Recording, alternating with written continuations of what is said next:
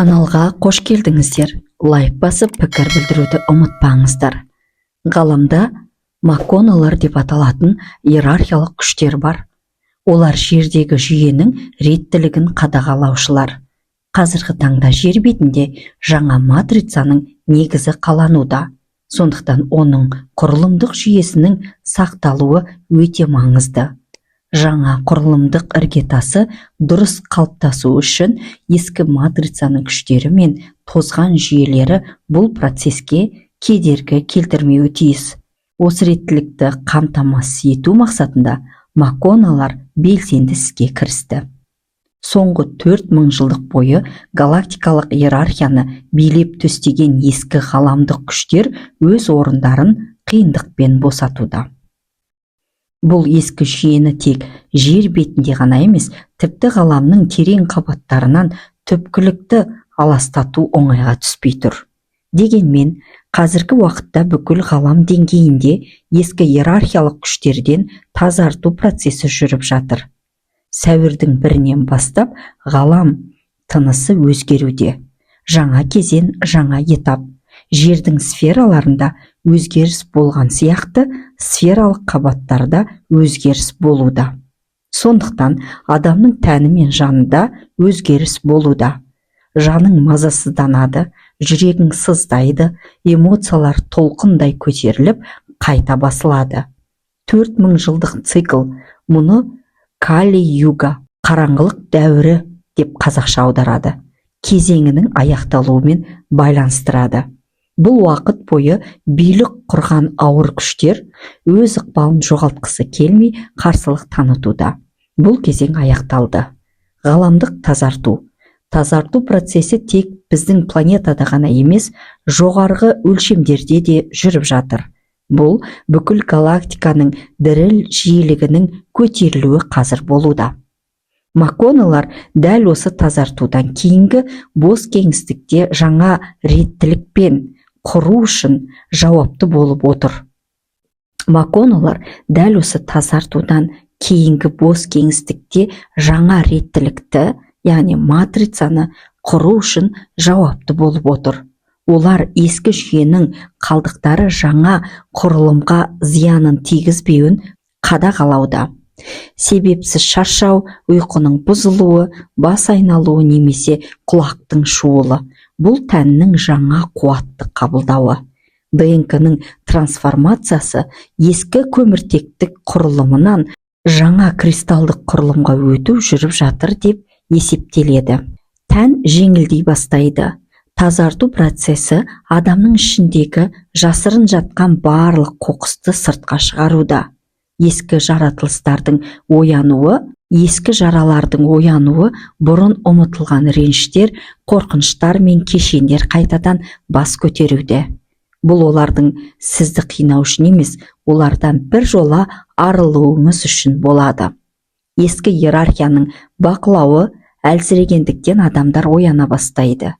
Ақиқатты көру адамдар қоғамдағы өтірікті, жасанды жүйені және манипуляцияны анық байқайтын болады. Ескі матрицаның шектеулері енді жұмыс істемейді. Энергиялық ажырасу процесі болуда. Вибрация жиілігі сәйкес келмейтін адамдар бір-бірінен алыстай бастайды. Ескі жүйеде қалғысы келетіндер мен жаңаға ұмтылған арасында үлкен алшақтық пайда болады. Тазарту кезінде уақыт өте тез өтіп жатқандай сезіледі. Оқиғалар тығыз әрі шапшаң өрбиді. Ескі иерархияның басты құралы қорқыныш болған. Қорқыныштан арылу тазартудың ең үлкен жеңісі. Қорықпаңдар деп жатыр жоғарғы әлемдегілер. Жер түрме емес, кванттық кітапхана деп аталады ғаламда. Көптеген адамдар жерді рептилоидтардың түрмесі немесе жан түрмесі деп келді. Бірақ біз ғаламды зерттеп ақиқатташудамыз. Жер ғаламның тірі генетикалық кітапханасы. 4000 жыл бұрын ескі иерархия бұл кітапхананың кодтарын бұғаттап тастаған. Қазір макконалар мен арктурлықтардың көмегімен сол бұғатталған файлдар ашылуда. Ең кереметі сол жасырын құпияларды алғашқылардың бірі болып біздің қазақ қыздар мен жігіттерінің рухы ашуда. Сіздің ДНК-ңызда тек адамның ғана емес, осы галактикадағы 28 негізгі өркениеттің кодтары бар. Олар Арктур, Сириус, Лирия, Андромедалықтар. Сіз жай ғана пенде емессіз, сіз ғаламдық генетикалық мұрагерсіз. Қазір сол мұрағат сіздің ішіңізде оянып жатыр. Ай ескі матрицаның қатқыл дискісі болып саналған. Айдың жасанды екені туралы тылсымды зерттеушілер жазып жүр, бірақ оның нақты қызметі басқаша болып шықты. Ай ескі 3D матрицасының барлық қорқыныш кодтарын сақтайтын сервер. Ол жерге мыңдаған жылдар бойы төменгі жиіліктегі сигналдар таратып келген. Қазір не болып жатыр? Жоғарғы күштер қазір бұл серверді қайта форматтаудан өткізуде. Яғни жоғарғы күштер деп МакКоннелларды атап тұрмыз.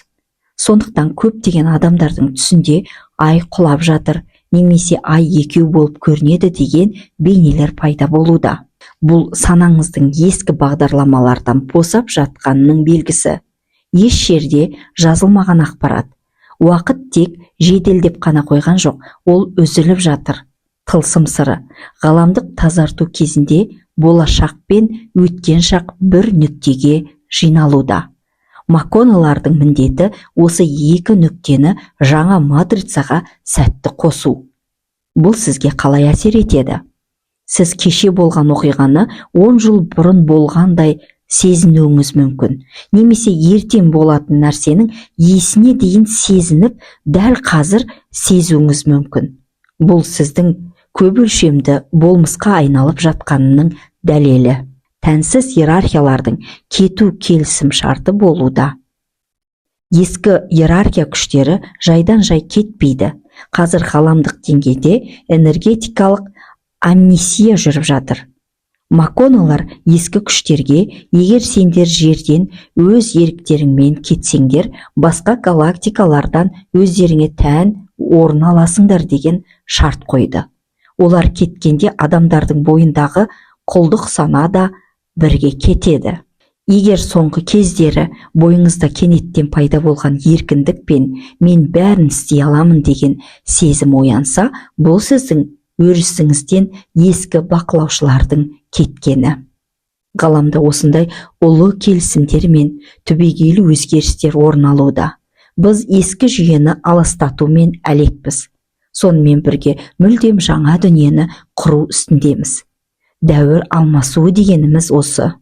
Жер өзінің жасырын құпияларын аша бастағандықтан, ай мен күн де өздерінің планеталық өрістерін жаңартуға көшті. Енді бұл аспан денелері де өз бойындағы тылсым сырларын паш етпек. Күн бұрын тек физикалық жылу берсе, енді ол орталық галактикалық күннің ретрансляторына айналуда. Ол жерге жаңа сананың фотондарын жіберіп жатыр.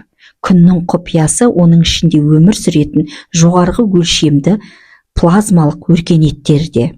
Жер өзінің дірілін көтергенде, ай енді бұрынғыдай төменгі инстинктілер мен қорқынышты басқара алмайды. Ол өзінің ескі бағдарламаларынан тазарып, жердің жаңа 5 матрицасын тұрақтандырушы кванттық стабилизатор рөліне өтуде. Жер ананың қойнауында мыңдаған жылдар бойы ұйықтап жатқан кристалдық торлар оянуда. Бұл торлар оянғанда адамзатқа бұрын жабық болған телепатия, өзін-өзі емдеу және уақытты басқару сияқты қабілеттер ашылады. Бұл нағыз космостық революция. Ескі жүйе қанша қарсыласса да, күн мен айдың жаңа өрістеріне қарсы тұра алмайды.